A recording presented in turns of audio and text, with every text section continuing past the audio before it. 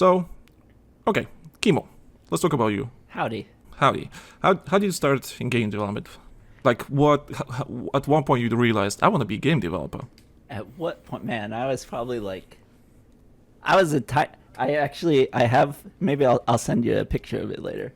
I have a picture behind me right now that I drew in like second or third grade. That's like, what do you want to be in the future? I was such a. It's drawn in crayon, and I was such a little kid I couldn't write my own name, which is.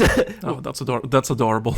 Yeah, it says Kimo Como, like I wrote 2 M's, but it says when I grow up I'm gonna make a video game console that can combine different video games, and I drew a little picture of like Super Mario Brothers 3 in a Contra level. There's like a Tanuki Mario with a machine gun like running through a Contra level in crayon. That was me at like 5 years old. Nice. And after that, you what? Like 15 years at EA alone? Like I think you achieved your goal. Oh yeah, absolutely. Like I got into it as fast as as soon as I learned, I taught myself how to read on a computer. Like I was homeschooled, so I was a little neglected, a little bit. Not to throw my parents under the bus, they had a lot of kids. I'm the youngest. It was chaos, but ultimately I was homeschooled. I was mostly a latchkey kid taking care of myself. I taught myself how to read on a 386 MS-DOS. I had a program called Reading Rabbit. I'd have to take the big ass, giant floppy disk out and like copy the letters on the front of the floppy disk to like run the executable to teach myself how to read. I'm telling you, I really love the floppy disks. I really love the idea of behind the floppy disk. I love the idea how they like felt and everything is just so cool. Yeah, but then I moved on as soon as I got access to things beyond that. Like I've been in computers my whole life. Like I said, I taught myself how to read on them. I got a 486, which was an upgrade, and then I had like Warcraft 1, and that had an editor tool in it. And I started making Warcraft 1 maps. And then I evolved into 3D, Duke Nukem 3D, classic game on like a Doom kind of engine. I actually don't remember what the engine was called off the top of my head. Build engine. There you go. Thank you.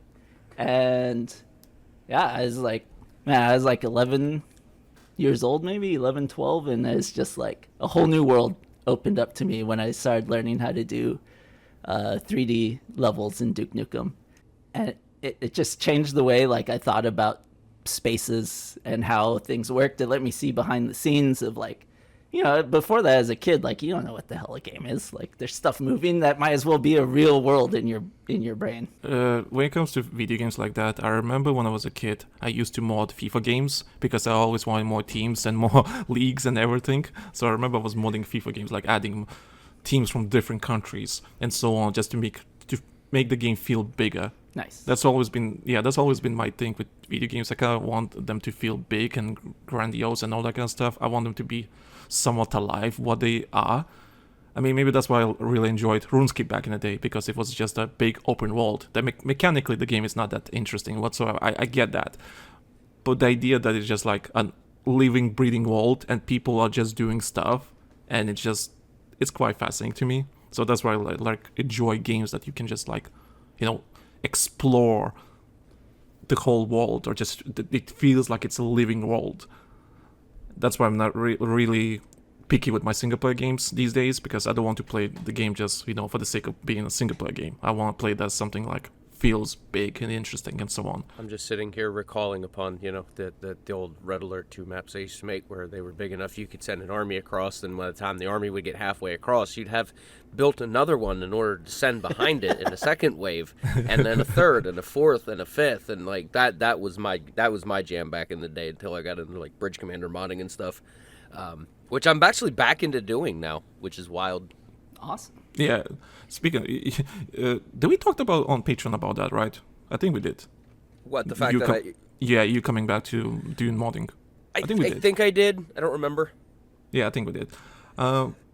Kimo, how was your first ever interview for EA?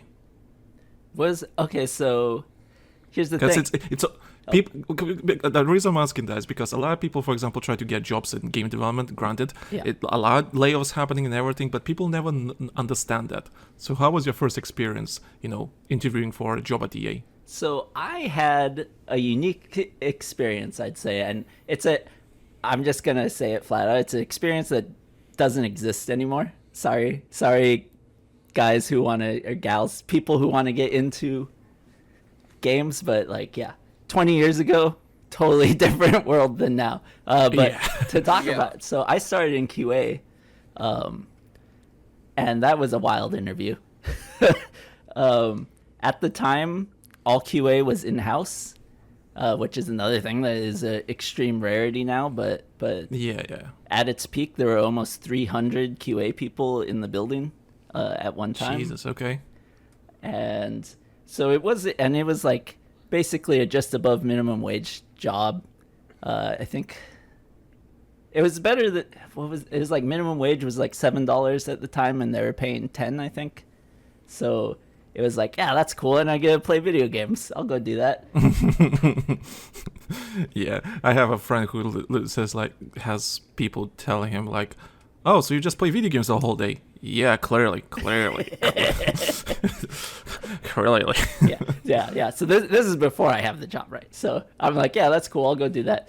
The interview process for QA was very simple. It was like a one-page test, which was things like here's 3 different stove tops, like straight up like cooking kitchen stove that had like the burners and the dials laid out in different areas, and it's just like, which one makes the most sense? Circle the one that makes the most sense. It's Okay. like there's one where like the dials are like behind the burners, so you'd have to reach over the fire to get them. That's the type of questions they ask you if you want a job in QA. What? I guess they have to check if your brain is somewhat functioning, so I guess it makes sense. Yes, I take that little test. It was enjoyable for me. I enjoy taking those types of tests. It's basically a logic game. And then I go into the interview room, and the QA manager is laid out on the sofa, like kicked back to his arms like behind his head, with a packet of white powdered donuts laying on his chest.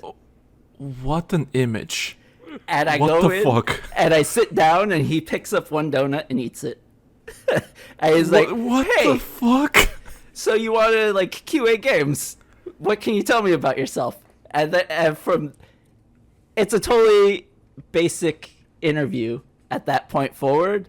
Like, oh, what games do you play? Have you found bugs in games? How do you react to that happening? What did you do when you found this bug? What, blah, blah, blah, blah, blah. But the whole time all I remember is him laid back across the long sofa with donuts. And he ate the whole pack of like 12, it was a little like dozen donut, like Hostess donut thing while we were interviewing. What the fuck? So, okay, I did.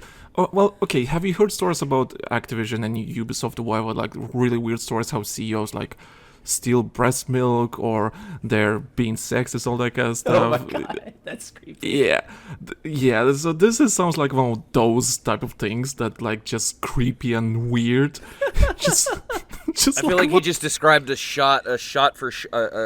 fucking word for word scene description of something out of Grandma's Boy 2.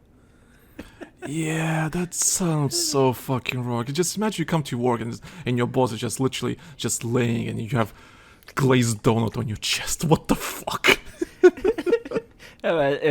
This was 2004. What, the PlayStation 2? Oh, don't worry, nothing changed. I'm pretty sure it's still the same. I'm pretty sure it's still the same fucking story today. Yeah, man, it was like, wow, okay, so it's set in my mind what the rest of my future would be. That was like a defining moment in my games career. Like, okay, this is what making games is. People interviewing you lying on a sofa eating donuts. This is gonna be a good life. I can see it. I can see it. No shit. I'm gonna go make the greatest Battlefield game out there. We get paid to do this too. All right, let's go. Oh my god.